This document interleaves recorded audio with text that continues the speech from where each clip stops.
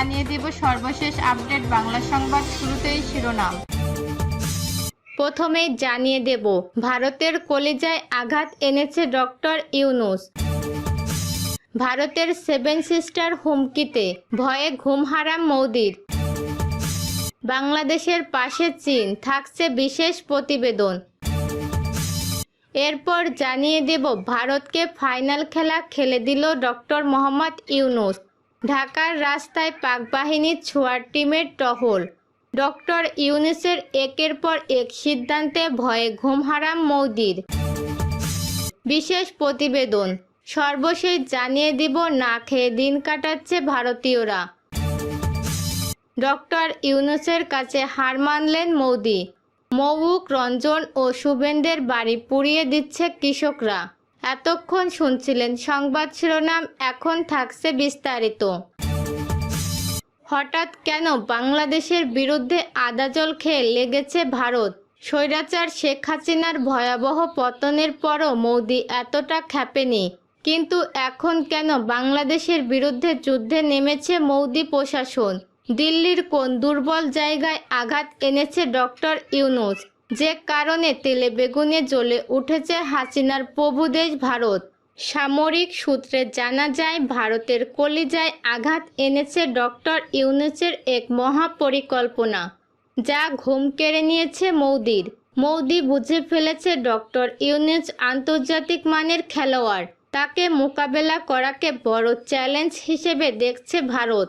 গত 16 বছর দিল্লির কথায় বাংলাদেশের সব কিছু চলেছে, কিন্তু এখন উল্টে গেছে।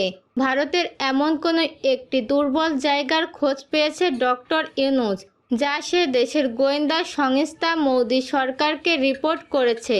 আর ডক্টর ইউনূসের সেই পরিকল্পনায় মোদিকে পাগল করে তুলেছে। ঘুম হারাম তার প্রশাসনের। বাংলাদেশকে অল আউট করার দিবা স্বপ্ন দেখেছে হিমশিম রাষ্ট্র ভারত, কিন্তু বাংলাদেশ জাতিগতভাবে এ মুহূর্তে ডক্টর ইউনূসের নেতৃত্বে এমনভাবে ঐক্যবদ্ধ যা ভারতের কল্পনারও বাইরে। এতদিন বাংলাদেশকে অঙ্গরাজ্যের মতো ব্যবহার করে যাচ্ছে, তাই এভাবে ব্যবহার করে আসছিল দিল্লি। মুক্তিযুদ্ধের বিশেষ সুবিধা দিয়েছে, এই দোহাই দিয়ে এতদিন পরোক্ষভাবে বাংলাদেশকে করাক্ত করেছে তারা। কিন্তু বৈষম্য বিরোধী ছাত্র আন্দোলনের গণ অভ্যুত্থানের পরেই পাল্টে গেছে চিত্র। এখন ভারত বয়কট আন্দোলন দিন থেকে দিন বেশি তীব্রতর হচ্ছে বাংলাদেশে। যে যত ভারত বিরোধী সে তত দেশপ্রেমী, এই স্লোগান এখন দেশের কোটি কোটি তরুণের মুখে মুখে। তাই ইসকন নেতা চিন্ময় কৃষ্ণ প্রভু আটকের পর থেকে দুই দেশের বৈরিতা আন্তর্জাতিক রূপ পেয়েছে। সংখ্যালঘুদের উপর হামলার কল্পিত কাহিনী বিশ্বের কাছে তুলে ধরে নালিশ করেছে মোদি প্রশাসন। অথচ কট্টরপন্থী হিন্দু রাষ্ট্র ভারত বাংলাদেশের দূতাবাসও হামলা করতে ছাড়েনি। বিভিন্ন সূত্র বলছে ইসকন শিশুসহ সাম্প্রদায়িক বিষয়গুলো ভারতের পূর্ব পরিকল্পিত। ভারত ইচ্ছা করেই বাংলাদেশকে উত্তেজিত করতে চাইছে, কারণ তারা জেনে গেছে ডক্টর ইউনূসের এক গোপন সামরিক পরিকল্পনার কথা। আর সেই কারণেই ভারত এখন আগের চেয়ে বেশি দাদাগিরি ফলাতে চাইছে। আজ আমরা জানতে চাই ভারতের এই পাগলামির মূল কাহিনী, জানব পেছনের গল্প। মনে থাকার কথা, গত কিছুদিন আগে রংপুরের মহিগঞ্জ কলেজে অনুষ্ঠিত হয় সনাতন জাগরণ মঞ্চের মহাসমাবেশ। এটির আয়োজন ছিল হিন্দু জঙ্গি সংগঠন ইসকন। কিন্তু কেন রংপুরে করা হলো এই সমাবেশ, তার পিছনে লুকিয়ে রয়েছে ভারত খেপার মূল কাহিনী। মূলত ভারতের গোপন ষড়যন্ত্রের মহড়া ছিল। একটি সামরিক সূত্র বলছে ব্রিটিশরা এশিয়ার বৃহত্তম একটি বিমান ঘাঁটি প্রতিষ্ঠা করেছিল রংপুরের লালমনিরহাটে, যা ভারতের সীমান্ত ঘেঁষা দিল্লিকে সাহায্য করতে এই বিমান ঘাঁটি আবার চালু করার সিদ্ধান্ত নিয়েছে ডক্টর ইউনূস। এই বিমান ঘাঁটি চালু করা গেলে ভারতের সেভেন সিস্টার হুমকিতে এই ভয়ে ঘুম হারাম এখন মোদির। ঘাটটি ভারতের চিকেন নেক থেকে মাত্র 12 কিলোমিটার দূরে, যা করা গেলে হুমকিতে পড়বে ভারতের সার্বভৌমত্ব। নড়বড়ে হয়ে পড়তে পারে ভারতের সেভেন সিস্টার নামক 7টি রাজ্য। এমনিতে সেখানকার রাজ্যগুলো দীর্ঘদিন স্বাধীনতার দাবিতে আন্দোলন করে আসছে। তার উপর হঠাৎ করে বাংলাদেশকে খেপিয়ে ভারত নিজেরাই নিজেদের বিপদ ডেকে আনছে। বাংলাদেশকে অস্থিতিশীল করে ফায়দা লুটতে চাওয়া ভারত নিজেদের ফাঁদে পড়তে পারে সেভেন সিস্টার ইস্যুতে।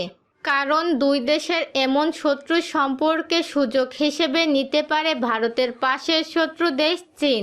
তারা যদি সেভেন সিস্টার ইস্যুতে বাংলাদেশকে সহযোগিতা করে তবে মহা সংকটে পড়বে দিল্লি। তখন ভারতের চিকেন নেক ঝুঁকিতে পড়বে। ভারতের উত্তর পূর্বের রাজ্যগুলোর সঙ্গে দেশের অবশিষ্ট অঞ্চলের সংযোগ রক্ষাকারী একটি গুরুত্বপূর্ণ ভূখণ্ড চিকেন নেক নামে পরিচিত। এই চিকেন নেককে কেন্দ্র করে ভারতের সেভেন সিস্টার রাজ্যগুলোর কথা বারবার শিরোনাম হচ্ছে। এখনও মণিপুর রাজ্যের স্বাধীনতা আন্দোলন দমাতে ব্যাপক হত্যাযজ্ঞ চালাচ্ছে মোদি প্রশাসন। বাংলাদেশে আওয়ামী লীগ সরকার পতনের পর ঘুরে ফিরে আলোচনায় আসছে ভারতের সেভেন সিস্টার রাজ্যগুলো। কারণ আশঙ্কা করা যাচ্ছে রাজ্যগুলো নিজেদের স্বাধীনতার ঘোষণা করতে পারে। এরই মধ্যে মণিপুরে শুরু হয়েছে আন্দোলন। প্রতিদিন মারা যাচ্ছে মানুষ। মণিপুর ভারতের সঙ্গে থাকতে চাইছে না। অশান্তি দেখা দিয়েছে অরুণাচল নিয়েও। চারিদিক থেকে শুধু বিপদের সংকেত আসছে ভারতের জন্য। এতে করে মহা টেনশনে পড়েছে ভারত সরকার। ভারতের সেভেন সিস্টার ইস্যুতে বাংলাদেশের সাথে কাজ করছে চীন। এমন সংবাদ শুনে কাঁপন ধরেছে মোদি প্রশাসনের। সংকট এখন মোদির গদি। এখন ভারতের চারপাশের শত্রু রাষ্ট্র চীন পাকিস্তানের পর শত্রুর তালিকায় যুক্ত হয়েছে বাংলাদেশ। প্রতিবেশী দেশের সাথে এমন সম্পর্ক ভারতকে চরম শঙ্কায় ফেলেছে। ভারতের পালিত শাসক স্বৈরাচারী হাসিনার পতনের পর বাংলাদেশের হাল ধরেন বিশ্ব বরেণ্য ব্যক্তিত্ব নোবেল বিজয়ী ডক্টর ইউনূস। দায়িত্ব নিয়ে তিনি ভারতকে কড়া ভাষায় হুমকি দেন। তিনি বলেন, বাংলাদেশকে অস্থিতিশীল করতে হলে প্রতিবেশী মিয়ানমার ও ভারতের সেভেন সিস্টার শান্ত থাকবে না। সম্প্রতি আগরতলায় বাংলাদেশ হাইকমিশন